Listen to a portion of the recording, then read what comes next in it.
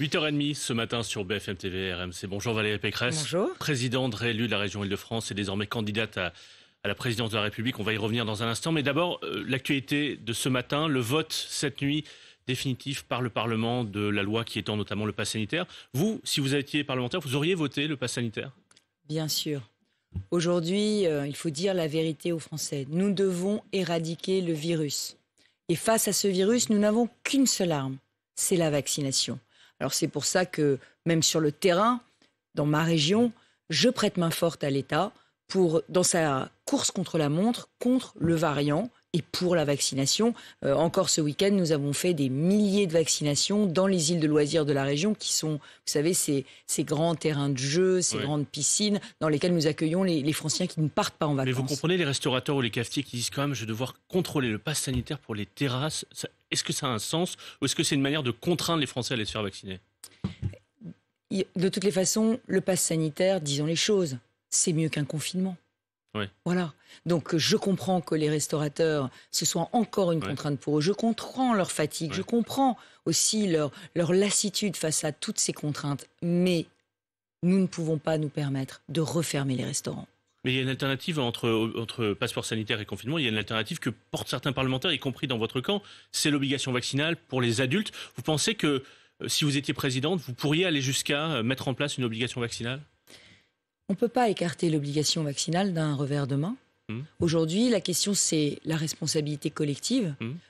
Si les Français vont massivement se faire vacciner, si nous atteignons l'immunité collective tout seul, eh bien, le virus, petit à petit, disparaîtra. C'est à 90%. Donc, ça voudrait dire qu'il faudrait que 90% des adultes se fassent vacciner. On en est loin, enfin, pour l'instant. On en est loin. Il faut encore convaincre. Il faut convaincre tous les adultes, y compris les plus isolés, y compris ceux qui sont le plus loin de cette notion de vaccination.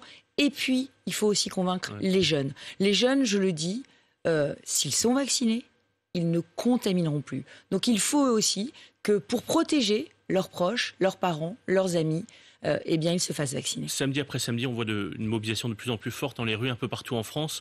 Est-ce que vous feriez un parallèle entre ce mouvement qui monte et le début de mouvement des Gilets jaunes, ou ça vous semble vraiment deux choses très différentes ? Il y a plusieurs choses. D'abord, il y a ceux qui se défient du vaccin. Et je leur dis que dans le pays de Pasteur, dans le pays qui a apporté tellement à la médecine, il faut croire en la science. Il faut croire encore dans la médecine. Et donc, il ne faut pas avoir peur de ce vaccin. Ceux qui sont sincèrement inquiets, je leur dis n'ayez pas peur du vaccin. Et puis, il y a aussi ceux qui veulent la désobéissance civile, qui ne veulent pas qu'on respecte les lois. Et moi, je le dis, je respecte la liberté. Ils sont égoïstes ou pas ? Parce que le président de la République a pointé l'égoïsme et l'irresponsabilité des anti-vaccins. Est-ce qu'il va trop loin ? Est-ce que ce n'est pas un peu de mépris pour les doutes qu'ont beaucoup de Français ? Il faut respecter les inquiétudes, les craintes, il faut les lever. Mais il faut aussi dire que dans un pays, notre liberté s'arrête là où commence celle des autres. Notre liberté s'arrête là où la loi nous impose d'agir. Et je le dis, s'il n'y a que la désobéissance civile, c'est la chienlit. Et moi, je ne serai jamais du côté de la désobéissance civile. Alors Valérie Pécresse, on va parler de votre campagne pour la présidence de la République que vous venez de lancer. D'abord, question assez simple, mais ça n'arrive pas souvent dans sa vie de se lancer pour la première fois dans une campagne présidentielle. Pourquoi est-ce que vous voulez être présidente ? Parce que je veux rompre avec 10 ans d'immobilisme, de mauvais choix. Vous voyez, on a désarmé la justice depuis 10 ans. On a abandonné la politique familiale depuis 10 ans. Sur l'école, on a un niveau qui baisse depuis 10 ans. Sur la justice, le budget est en augmentation de 8%, ce qui est jamais vu depuis 35 ans. Il y a un certain nombre de gouvernements de droite qui n'ont jamais augmenté autant le budget de la justice. Pourquoi vous dites désarmé ? Parce que depuis 10 ans, toutes les sanctions pénales ont été amoindries. On n'a pas construit une seule place de prison, ce qui fait qu'on a des prisons totalement surpeuplées, indignes, dans lesquelles nous ne pouvons donc pas enfermer et mettre hors d'état de nuire les délinquants qui pourrissent la vie du pays. Il y a 8000 places qui sont en cours de construction. Le président de la République en a promis 15 000, il y en a 8000 en cours de construction. Il en faudrait combien ? Aujourd'hui, sur la justice, si on veut être efficace, il faut un plan de remise totalement à plat. La justice est saturée, il faudrait déjudiciariser toute une série de litiges. Parce qu'une bonne justice, c'est quoi ? C'est une justice rapide et c'est une justice dont les sanctions sont efficaces. Donc c'est le contraire de ce qu'on a aujourd'hui. Aujourd'hui, combien d'années pour obtenir un jugement? Dans tous les domaines. Quand on est victime d'une agression, mais aussi quand on porte un grand projet, quand on veut un permis de construire qui est attaqué par son voisin. Donc vous voulez mettre une limite dans le temps pour pour les décisions de justice? Je voudrais faire entrer la justice dans une culture du résultat, c'est-à-dire donner des délais maximum de jugement qu'on puisse respecter. Alors évidemment, les juges aujourd'hui ne peuvent pas les respecter. D'abord, il n'y a pas assez de juges. Ouais. Il n'y a pas assez de greffiers, il n'y a pas assez de places de prison. Combien de places de prison, combien de juges en plus vous voulez embaucher? Si on regarde les comparaisons internationales, vous savez qu'on est les champions du monde du paiement des impôts. Oui. Bon, on est les champions du monde du paiement des impôts, donc on est en droit, les Français sont en droit de demander des services publics de compétition, des services publics les meilleurs du monde, puisqu'on paye le plus. Sur la justice et la sécurité, nous sommes en dessous dans nos dépenses de la moyenne de l'Union européenne. Nous avons à peu près, alors je ne sais pas quelle est la proportion exacte, mais nous avons beaucoup moins de juges par habitant que l'Allemagne, qui est un pays voisin et ami. Donc le sujet aujourd'hui, c'est d'être dans les solutions. Alors vous me parliez des prisons. Ouais. C'est évident qu'on ne va pas construire les places de prison en un an. Non. Qu'est-ce qu'il faut faire? Il faut être pragmatique.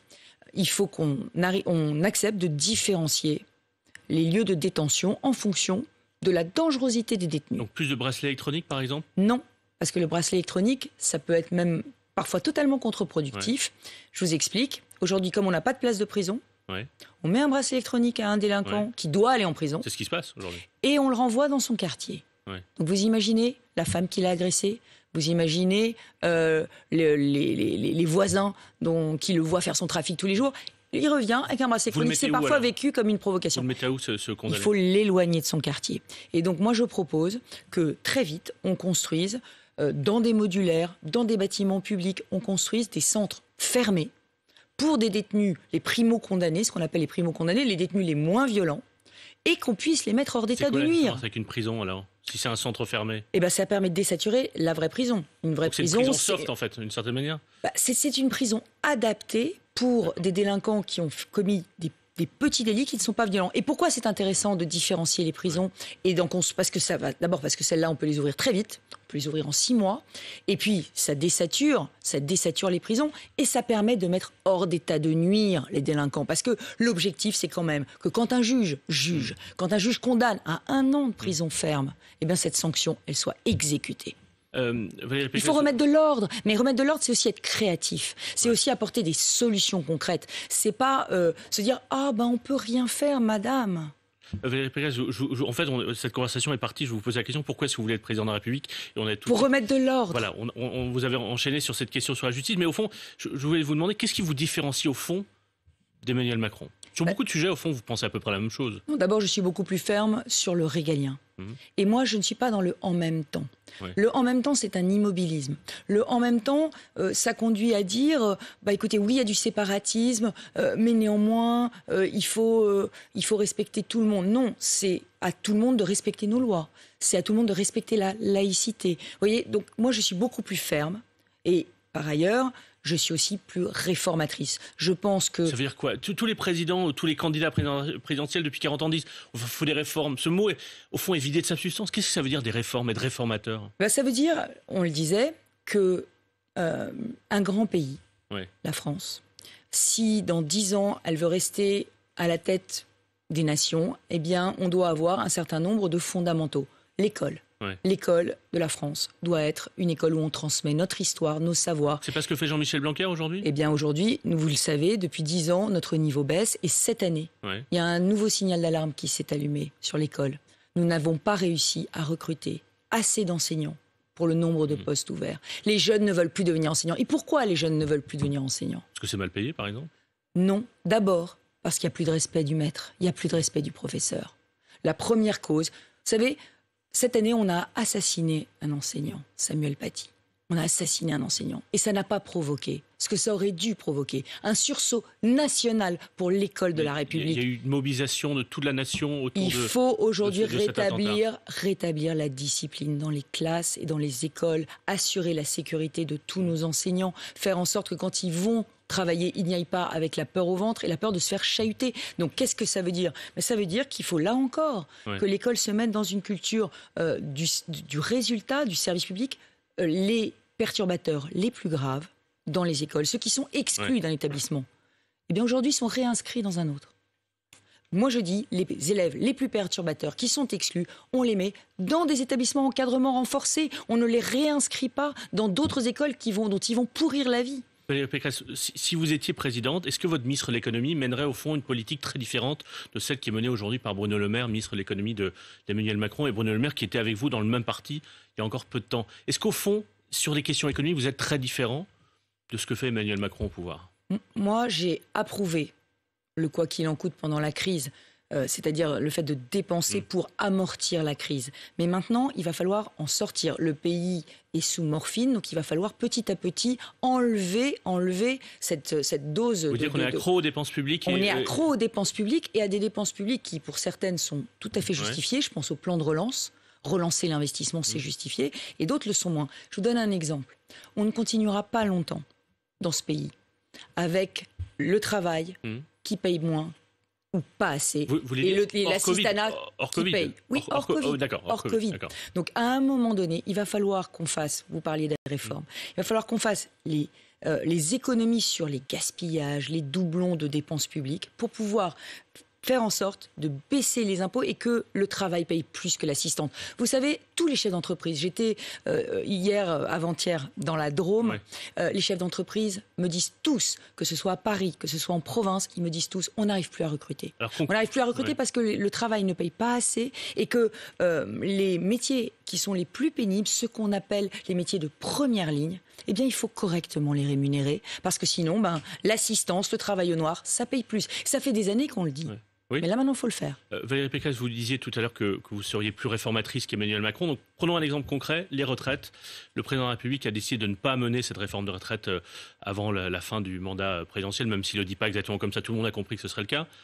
Vous, concrètement, vous êtes présidente. Changement de l'âge légal du départ à la retraite, ça passe à quoi? 64 ans, 65 ans, tout de suite? Mais vous savez, alors là, pour le coup, la droite est constante. Ça fait 5 ans qu'on dit que si on veut sauver nos retraites avec l'allongement de la durée de la vie, il faut travailler plus longtemps. Donc oui, bien sûr, il faudra passer progressivement à 64, puis à 65 ans. Et pas au-delà de 65 ans. C'est une nécessité. Alors ça suppose, en donnant, de travailler évidemment sur les carrières longues et sur la pénibilité. Parce que c'est pas la même chose de prendre sa retraite à 65 ans quand on a eu un métier manuel ou de prendre sa retraite à 65 ans quand on a eu un métier dans un bureau. Mais cette retraite, cette réforme, elle est indispensable. On l'a repoussée de 5 ans. Donc on a déséquilibrer tous les régimes de retraite. Donc il va falloir la faire. Donc il ne faudra pas tergiverser. Il y aura une réforme de retraite. En mai 2022, à la rentrée 2022, l'âge légal du départ à la retraite passe à 65 ans. Enfin, non, dans la loi. Non. On fait progressivement augmenter la durée du travail pour que les régimes s'équilibrent et on travaille sur le minimum vieillesse qui devra remonter à 1 000 € et on travaille aussi sur la pénibilité des emplois pour pouvoir permettre à ceux qui ont eu des emplois les plus physiques, les plus pénibles, eux, de partir plus tôt. Mais cette réforme des retraites, il faut aussi parler de politique familiale. On avait, dans l'histoire de la France, on avait une spécificité que tout le monde nous enviait. C'est que nos couples pouvaient faire des enfants et travailler en même temps. Nos femmes pouvaient mener des carrières et faire des enfants. On avait ce qu'on appelait la politique familiale. On avait le renouvellement des générations. Eh bien aujourd'hui, depuis 10 ans, on a eu le cesse, François Hollande puis Emmanuel Macron, de détricoter cette politique familiale. Cette politique familiale, elle équilibre nos régimes de retraite. Si on ne fait plus d'enfants en France, si nos couples n'ont plus confiance, eh bien c'est la dynamique économique de la France dans 10 ans, dans 20 ans, qui est menacée. Donc cette politique familiale, il faut la remettre sur le métier. Et il faut la remettre en se disant que dans un pays où la vie s'allonge, c'est très important de faire aussi des enfants. Valérie Pécresse, je rebondis sur ce que vous disiez tout à l'heure. Vous disiez que vous seriez davantage une femme d'ordre qu'Emmanuel Macron. Vous avez dit aussi l'autre jour que vous avez davantage d'autorité que Marine Le Pen? Ou plutôt qu'elle manque d'autorité? Elle manque d'autorité, Marine Le Pen? C'est pas une femme d'ordre, Marine Le Pen? Ce que je pense, c'est que de toutes les façons, l'élection de Marine Le Pen amènerait le pays au chaos économique, à la faillite économique, parce que elle propose la retraite à 60 ans. Oui, mais je vous dis en quoi vous êtes plus une femme d'ordre que Marine Le Pen? Et la faillite sociale, parce qu'elle oppose deux France. Moi, je veux réconcilier les Français et je veux les amener dans un projet de France fière, de fierté française retrouvée, mais tous ensemble. Et j'ai plus d'autorité que Marine Le Pen parce que je gère la première région d'Europe, parce que j'ai rédigé la première charte de la laïcité en France, qui aujourd'hui fait école, parce que j'ai mis en place un bouclier de sécurité. Non, ce que je dis, c'est que jamais